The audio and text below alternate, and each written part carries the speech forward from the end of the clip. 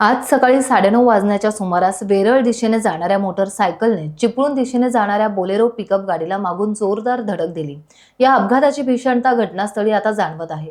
अपघातात दुचाकीस्वार गंभीर जखमी झाला आहे।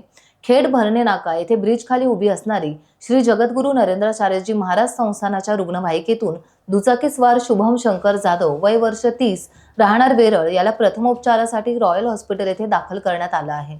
दोन्ही वाहने अति जलद होती असं आता सांगितलं जाते।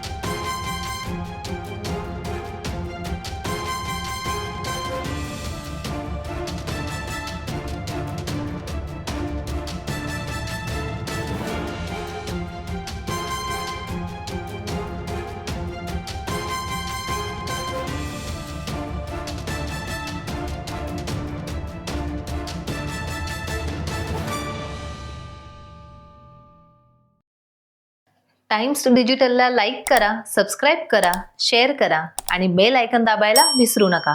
पाहत रहा टाइम्स डिजिटल।